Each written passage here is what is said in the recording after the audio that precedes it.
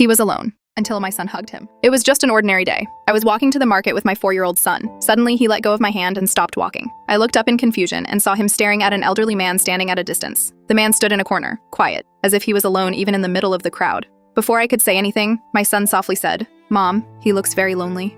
I froze for a moment. Can a child this young really sense something like that? Then he said, "Can I go give him a hug?" I hesitated, but when I looked into his eyes, I couldn't say no. He slowly walked toward the man. He opened his little arms, and in a moment he hugged him. The man seemed to freeze, no reaction for a few seconds, and then I saw his eyes fill with tears. I walked closer and gently asked, "Are you okay?" With a trembling voice, he said, "My wife passed away last week. We were together for 55 years. As he said those words, his voice completely broke. My chest suddenly felt heavy. He gently placed his hand on my son's head and said, "This little hug just reminded me that I'm not alone." On our way back home that day, I realized something deep. My little boy didn't just hug a stranger. He lit a small light in someone's darkest moment. I gave him my phone number and said, "If you ever feel alone, please call me." A few days later, one evening, my phone rang.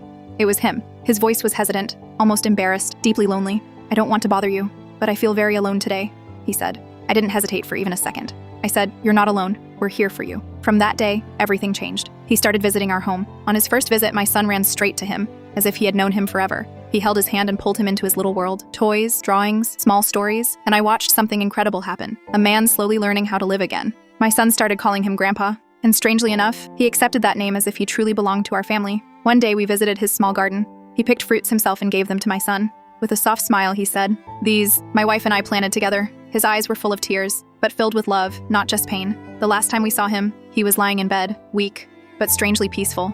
My son walked up slowly and said, "Grandpa, I'm here." He opened his eyes, and when he saw him, he smiled in a way that words can't describe. He pulled him close into a long, silent hug. Then he whispered softly, "You didn't let my final days feel lonely." A few days later, he passed away. But even today, whenever my son hugs someone, I pause, and I remember. We often search for big things in life, but sometimes a simple hug is enough to hold someone's broken world together. And some people only stay with us for a short time, but they leave behind a love that never truly fades.